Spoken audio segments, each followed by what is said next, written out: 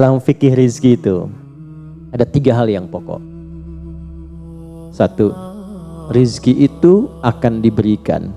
Rumusnya ya, akan diberikan saat ikhtiar kita keluar, apapun jenisnya. Sudah jelas itu.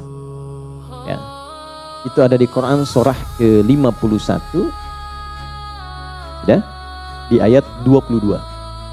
Wa fis samaa'i rizqukum wa ma tu'adun. Dan di langit telah ditetapkan kadar rizkimu, dan dijanjikan oleh Allah pasti diberikan. Nah, kapan itu diberikan? Ketika ikhtiar kita keluar. Jadi yang laki-laki, yang ikhwan ini, contoh ini, kita sudah siap saja untuk keluar, baru bawa map melangkah untuk menjemput rizki Allah, ya, itu sudah ditetapkan keluar. Cuma sampainya kapan kita terima, nanti ada aturan lagi yang mengikat. Ya, sesuai dengan kadar niat nanti. Niatnya apa nih? Apakah mencari rizki untuk kebutuhan dunia saja? Apakah mencari rizki untuk mendapatkan ridha Allah? Ya kan? Niatnya bisa berbeda. Nah, berdasarkan niat itu nanti Allah arahkan untuk mendapatkan yang terbaik. Tapi berlaku hukum kedua, ikhtiar Anda itu telah mengeluarkan rizki dan tidak akan menguranginya. Ya, paham dulu sampai sini dulu ya, pelan-pelan dulu. Nah, handphonenya turun dulu supaya fokusnya nyimaknya maksimal ya, supaya maksimal nyimaknya, tenang. Ini direkamnya, bisa diulang nanti kalau supaya maksimal ngelihatnya. Jadi ini yang pertama dulu. Rizki sudah ditetapkan, pasti diberikan. Cara Allah memberikan, kita bergerak, itu rizki ditetapkan turun. Jelas? Nah, diterimanya oleh kita nanti kembali berdasarkan ikhtiar kita dan niat kita untuk mendapatinya. Innamal a'malu itu dalil hadisnya. Jelas ya, sampai sini dulu. Yang kedua, rizki tidak akan tertukar dan berkurang, karena kadarnya sudah pas, ya, tepat pas, tidak ada yang berkurang dan tidak akan tertukar. Kalau Anda yang berikhtiar, tidak mungkin datangnya ke teman Anda, mustahil.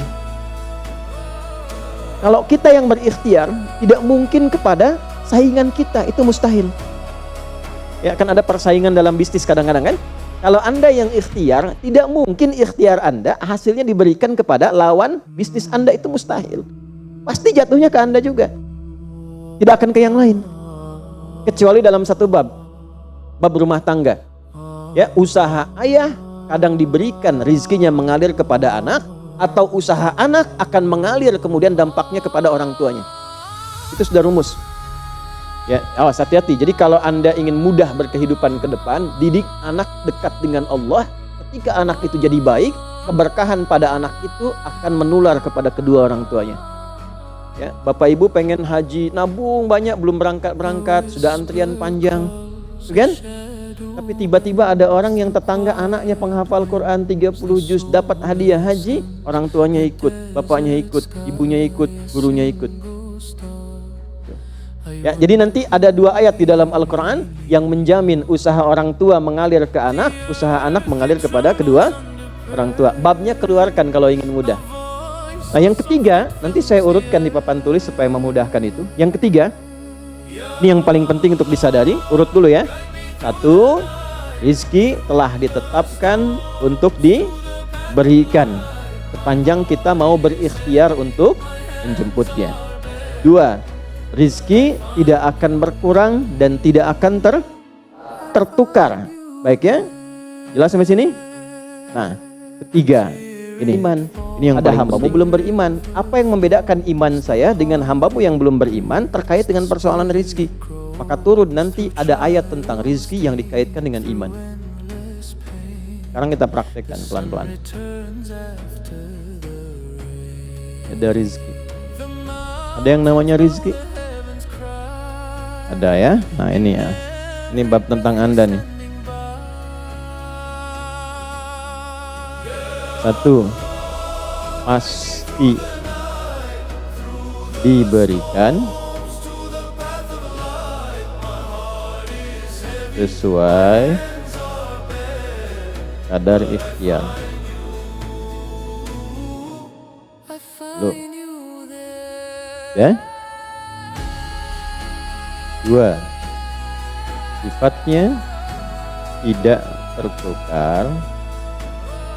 Ya, putri boleh tertukar, ada menteri yang tertukar, tapi tidak ada rezeki yang tertukar ya. Tidak tertukar sesuai dengan niat. Rizki nggak butuh alamat ya Pak. Begitu dapat langsung diberikan. Karena malaikat tuh kalau sudah turunkan nggak mungkin salah alamat tuh, udah tercatat semua itu. Ya. 3, kadar iman menentukan keberkahan suatu rizki. Keberkahan rizki.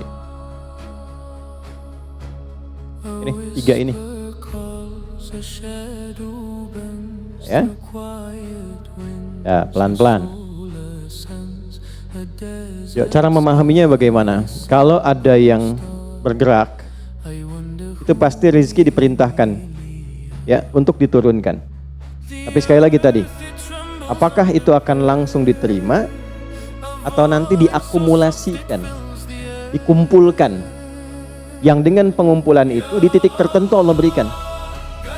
Jadi kalau Anda misalnya belum dapat hari ini, belum dapat hari besok, sepekan nyari nggak dapat, tiba-tiba bulan yang ketiga dapat, dan gajinya begitu besar tawarannya, bahkan belum mulai udah dikasih ya pesangon misalnya untuk uang muka banyak sekali. Nah, cara memahaminya bagaimana? Bukan berarti ketika Anda dapat di situ besar, itu akumulasi kumpulan yang telah dikumpulkan dari ikhtiar Anda sejak awal. Paham nggak sampai sini? Paham ya? Nah, kenapa ada hukum demikian? Masuk ke sini dulu nih. Ya, saya mau tanya sebentar. Bapak Ibu, yang para ayah dulu ya, laki-laki lah terutama. Kalau mencari rizki dalam konteks bekerja ya, untuk materi. Karena rizki itu nanti ada penangan, anak-anak, turunan itu rizki juga. Dalam konteks mencari materi, untuk makan, untuk minum dan sebagainya, saya tanya, untuk memenuhi kebutuhan hidup atau untuk mencari ridho Allah? Udah jujur aja, nggak usah. Bahas sini dulu. Udah, wajahnya nampak kok ini. Saya tanya, untuk kebutuhan hidup atau mencari ridho Allah? Nah, ini nomor 1. Nggak mau kalah dua-duanya. Ridho Allah. Ini sekedar dunia. Pelan-pelan ya. Ketika Anda mencari rizki hanya untuk dunia, maka yang berlaku hukum dunia. Ya. Semakin Anda bekerja keras, semakin Anda dapat. Semakin Anda kreatif, semakin mudah dapat. Ya, semakin pintar, semakin mudah dapatnya. Di sini tidak berlaku masalah iman. Karena semua sama, Allah tetapkan hukum dunia. Siapa yang bekerja keras, siapa yang mau kreatif, siapa yang punya inovasi, siapa yang makin pintar, mudah dia mendapatkan dunia. Ada ilmu menambah, dunia dapat. Man arada dunya, kata Imam Syafi'i, fa'alaihi bil ilmi. Siapa yang ingin menguasai dunia, dengan ilmu bisa dapat. Ini. Ada ilmu kreativitas, ada serius, sungguh-sungguh. Kerja yang serius, sungguh-sungguh. Itu kan? Di Tiongkok itu, kalau datang ke satu tempat, ketukin tiap pintu, nawarin barang. Ya, barang ditawarin 1, 2, 3, 4, saking seriusnya. Orang mengerjakan apa, dia cari yang lain. Pernah dulu ada orang bukan muslim ke Saudi, mampir ke Jeddah hanya untuk lihat jemaah haji itu beli apa. Setelah itu dia pulang ke Tiongkok, ke Cina, ya. Musim berikutnya itu made in China.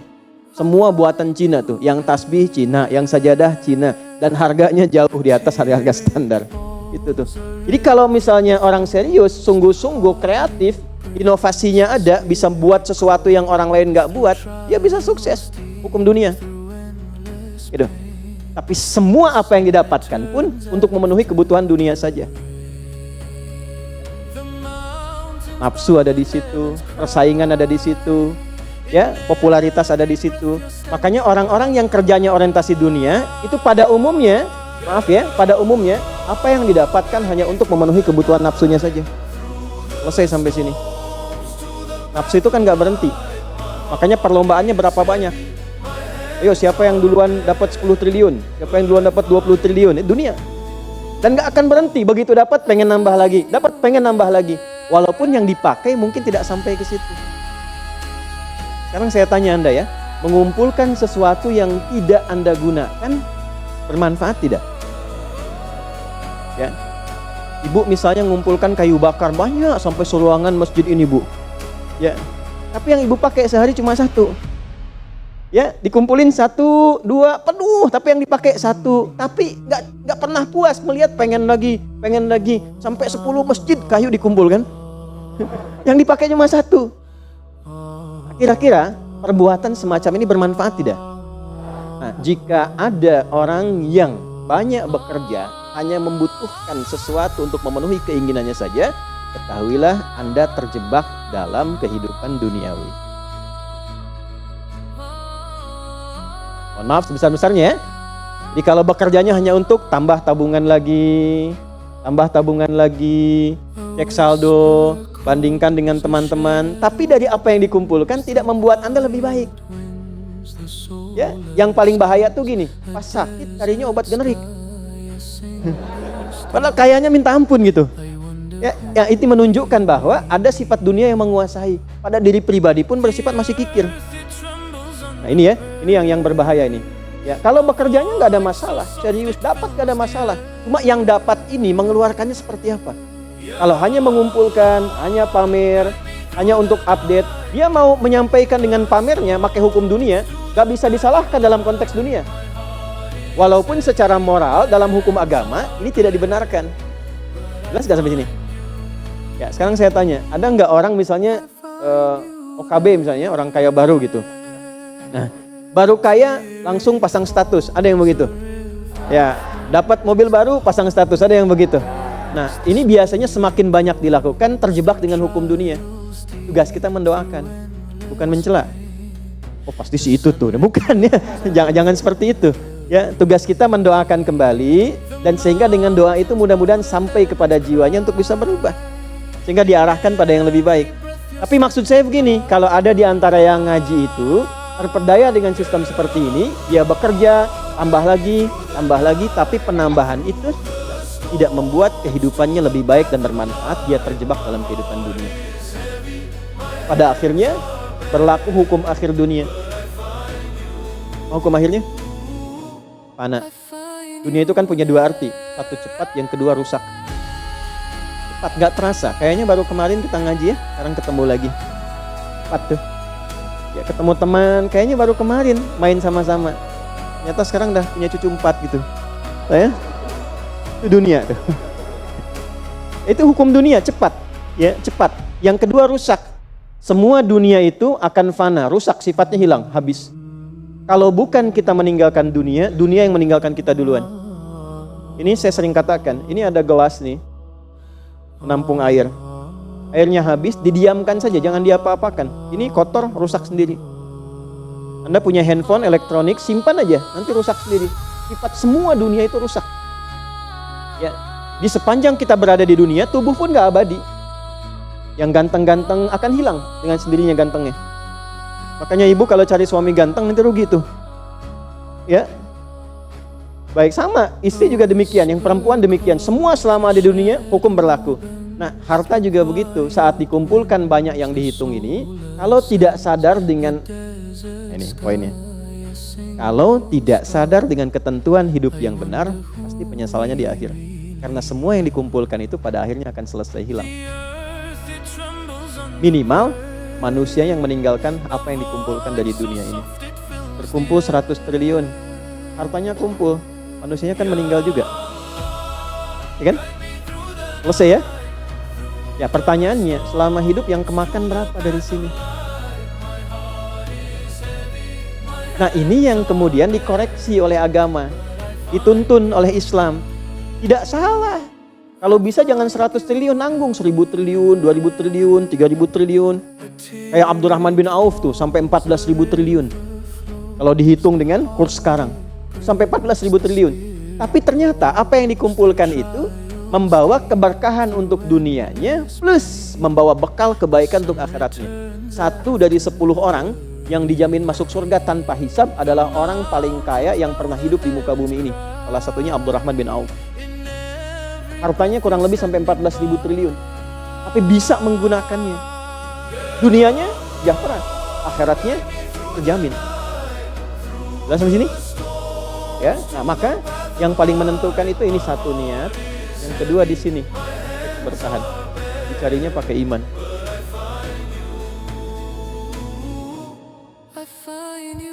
Maka niatkan yang pertama, upayakan setiap pencarian itu gunakan fungsi imannya untuk mencari ridha Allah. Maka ayatnya akan pindah ke ayat 172. Ya ayyuhalladzina amanu kulu min thayyibati ma razaqnakum. Hei orang-orang yang beriman, pakai imanmu untuk mencari kebutuhan hidupmu. Nanti aku siapkan, kata Allah, yang sesuai dengan kadar imanmu. Karena itulah kadang kelihatannya begini. Kelihatannya, mohon maaf ya Bu, Pak, gak dapat lagi. Padahal sudah tahajud malamnya. Udah puasa, udah baca Quran, lamar gak dapat lagi.